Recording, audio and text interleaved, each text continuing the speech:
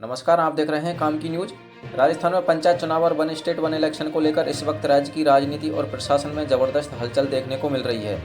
सरकार की मंशा साफ है, प्रदेश की सभी ग्राम पंचायतों और पंचायत समितियों के चुनाव एक साथ कराना।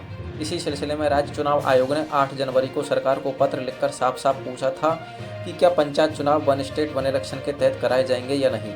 इसी पत्र के बाद सरकार के स्तर पर तैयारियां तेज हो गई।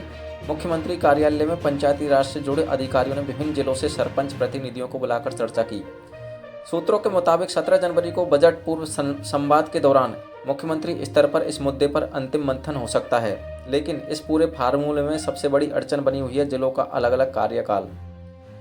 अगर सरकार वन स्टेट वन इलेक्शन लागू करना चाहती है तो उसे 12 जिलों की जिला परिषदों और पंचायत समितियों का कार्यकाल समय से पहले समाप्त करना होगा। जानकारों के मुताबिक नगर निकाय और पंचायती राज के चुने हुए बोर्डों को करीब 6 महीने पहले भंग करना पड़ सकता है, तभी पूरे राज्य में चुनाव एक साथ संभव हो पाएंगे। लेकिन सरकार के सामने सबसे बड़ी दिक्कत यह है कि 1 अप्रैल के हिसाब से 12, करौली, कोटा और श्रीगंगानगर में जिला परिषद और पंचायत समितियों का कार्यकाल पूरा होने में अभी करीब 8 महीने बाकी हैं। अगर इन जिलों के बोर्ड समय से पहले भंगे किए जाते हैं तो जनप्रतिनिधियों के पास कोर्ट जाने का विकल्प खुला रहेगा। यही वजह है कि सरकार इस मामले में फूंक फूंक कर कदम रख रही है। अब आपको बताते हैं किन जिलों में कब खत्म होगा कार्यकाल। भरतपुर, दौसा, जयपुर, जोधपुर, सवाई माधोपुर और सिरोही, इन जिलों में कार्यकाल अगस्त से सितंबर 2026 के बीच पूरा होगा। अलवर और धौलपुर में अक्टूबर 2026 में समाप्त होगा, जबकि 12, करौली, कोटा और श्रीगंगानगर में कार्यकाल नवंबर से दिसंबर 2026 तक चलेगा। इन्हीं जिलों के कारण फिलहाल 12 जिला परिषदें और करीब 135 पंचायत समितियां वन स्टेट वन इलेक्शन में सबसे बड़ी रुकावट बनी हुई हैं। बाकी जिलों में पंचायतों का कार्यकाल पहले ही समाप्त हो चुका है और वहां हाई कोर्ट ने अप्रैल में ही चुनाव कराने के निर्देश दिए हैं। अब सवाल उठता है, पंचायत चुनाव एक साथ क्यों नहीं हो पाए? इसकी सबसे बड़ी वजह रही कोरोना महामारी। 2020 से 2022 के बीच प्रदेश की ज़्यादातर पंचायतों का कार्यकाल पूरा हो गया था, लेकिन समय पर चुनाव नहीं हो सके। उस दौरान सरकार ने सरपंचों को प्रशासक नियुक्त कर उनका कार्यकाल बढ़ा दिया। सरपंचों और वार्ड पंचों की समितियां बनाकर उन्हें प्रशासनिक अधिकार दिए गए। यहीं से जिलों के कार्यकाल में असमानता शुरू हुई। इसी बीच अब एक और बड़ा आदेश सामने आया है।